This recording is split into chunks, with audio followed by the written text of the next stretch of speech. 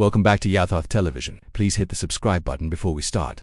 Have you ever wondered what you would do if you got sick thousands of years ago? No doctors, no hospitals, just what magic? Well, you're not entirely wrong.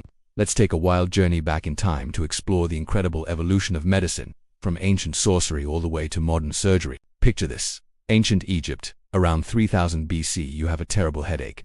The local healer, who is also a priest, examines you. He doesn't prescribe a pill. Instead, he performs a ritual, chanting to drive out the evil spirits believed to be causing your pain. This blend of magic and medicine was common, but the Egyptians were also surprisingly advanced. They had documented medical texts like the Ebers Papyrus, which lists over 700 remedies and even describes surgical procedures for abscesses and tumors.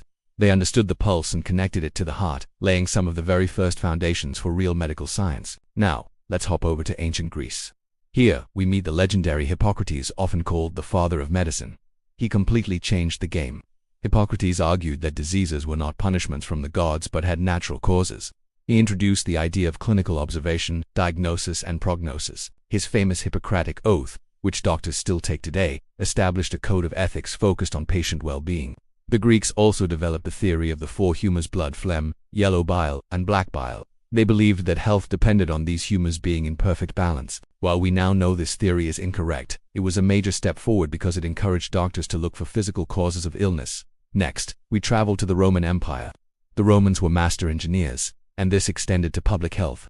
They built incredible aqueducts to supply clean water, extensive sewer systems to remove waste, and public bathhouses to promote hygiene. They understood that a clean environment could prevent the spread of disease. The Romans also established the first ever hospitals, initially to treat soldiers on the battlefield, but these eventually expanded to serve the general public. Roman surgeons like Galen built upon Greek knowledge, performing complex procedures like cataract surgery and even brain operations, though with a very limited understanding of anatomy. Moving forward into the Middle Ages, things got a bit tricky in Europe.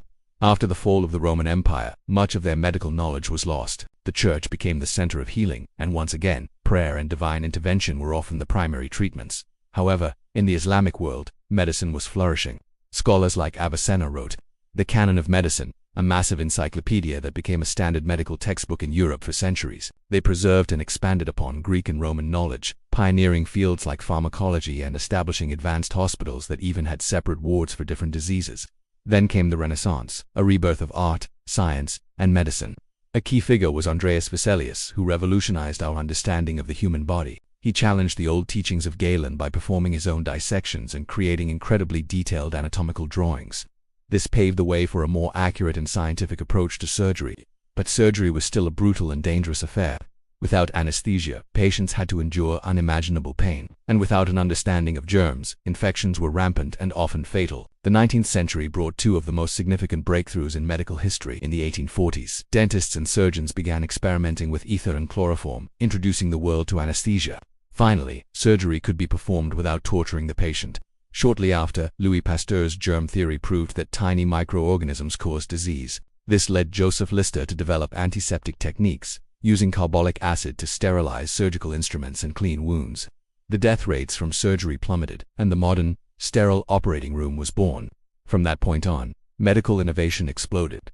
The discovery of X-rays allowed doctors to see inside the body without cutting it open. The invention of antibiotics like penicillin gave us a powerful weapon against bacterial infections. And today, we live in an era of medical marvels, from robotic surgery and organ transplants to gene therapy and personalized medicine. So, the next time you take a simple painkiller or get a vaccine, remember the thousands of years of trial, error, and genius that led to this moment. From chanting priests and Greek philosophers to Roman engineers and Renaissance artists, the journey of medicine is a testament to human curiosity and our relentless pursuit of a healthier life. Thanks for watching.